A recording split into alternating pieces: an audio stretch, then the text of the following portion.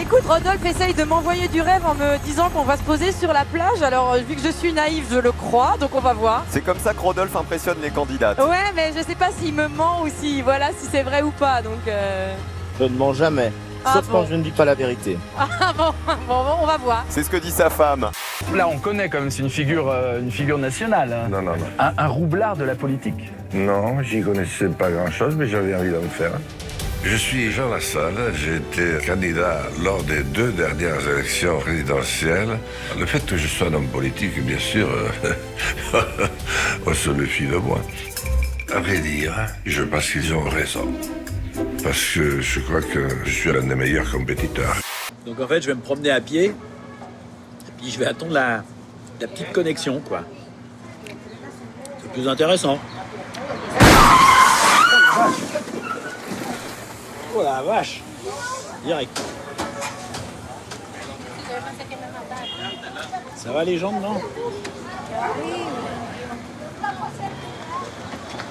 Bon bah voilà, il se passe toujours quelque chose, mais...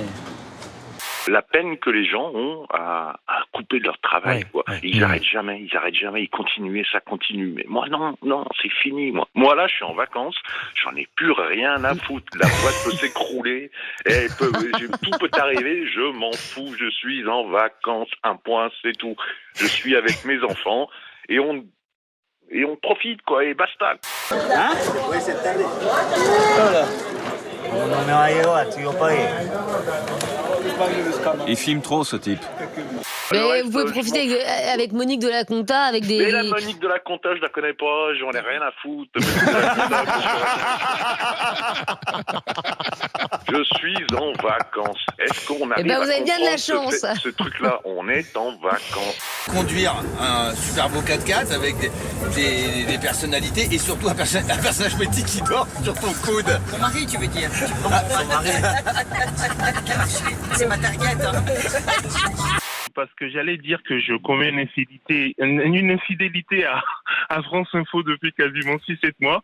Mais c'est un peu de votre faute parce que franchement, j'adore votre émission. Vous êtes vraiment un rayon de soleil. Hein. Franchement, quand je vous entends, c'est très varié, c'est très relaxant en plus. Et surtout, les messages sont pour tout le monde en fait. Et franchement, j'adore. Ah bah ça fait grand plaisir. Je suis désolée pour mes confrères de France Info, mais c'est pour la bonne cause. C'est ça que je trouve génial. Tu continues à être surprise par la vie et un jour, tu as Jean Lassalle qui s'endort sur ton épaule.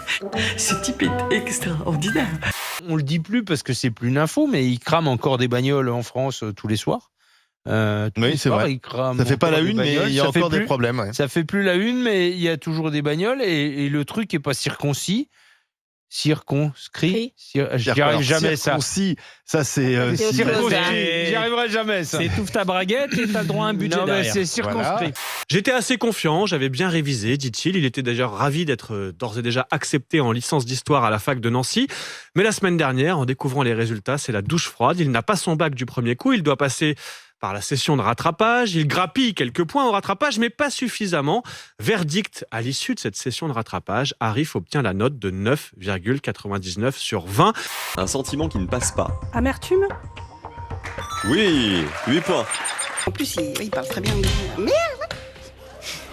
Yes, Patricia, I've got a lot of frisette on the head and my name is Nelson... Non, pas Mandela. Non, c'est pas Nelson Mandela, ça Jean, cette position quasiment vers la fin de la ligne, pourquoi? Mais parce que j'ai pas le sentiment de mentir très bien, alors je me suis mis là. Vous êtes un mauvais menteur, quoi. Et je pense, je sais pas, oui. Ok, Jean. Vivien fait quoi dans la vie? Il est ramoneur. Il est ramoneur. Ce qui reste une bonne nouvelle. Voilà. Là, ça va faire toute l'émission. Surtout... J'imagine. Surtout... Ouais. On va y aller direct. J'en ai déjà 15. J'en ai déjà 15 qui sont prêtes. On va y aller. Entre nos deux chefs, le courant a l'air de passer. Tu vas voir que c'est une partie de plaisir à enlever. Ah bah là, je suis en fin d'orgasme. Ah ouais, déjà?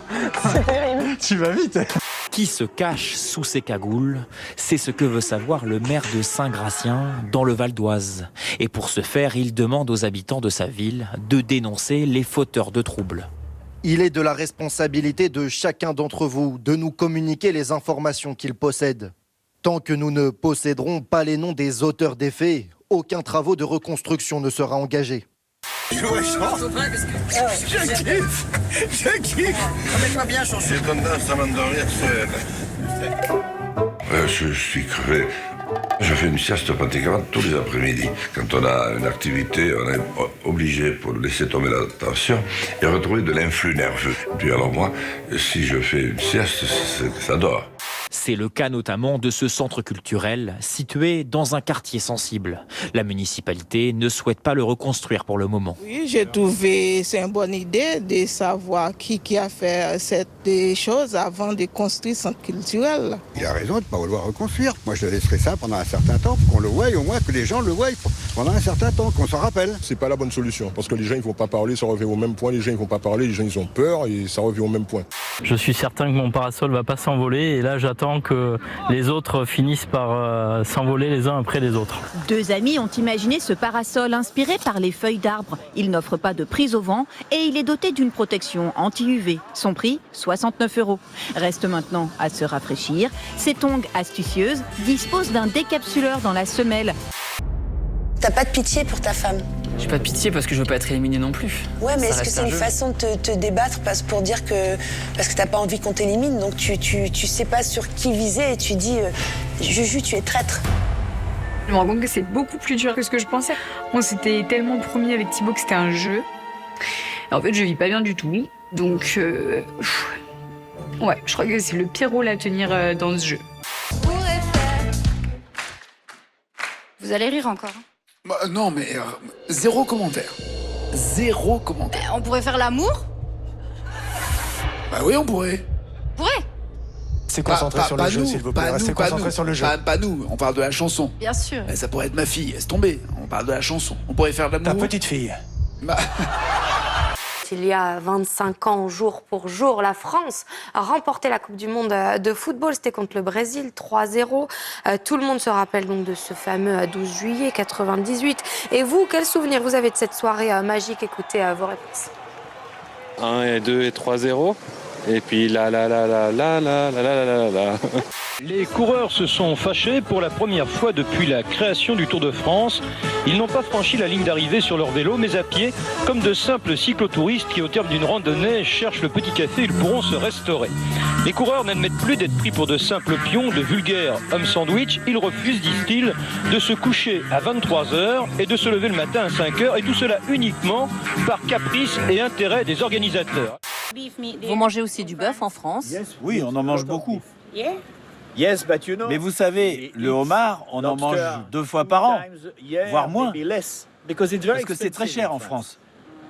Ici, c'est pas cher. Non, pas du tout. C'est même gratuit. Ça, c'est pas mal, mais bon. Peut-être que si on mange ça tous les jours, ça lasse.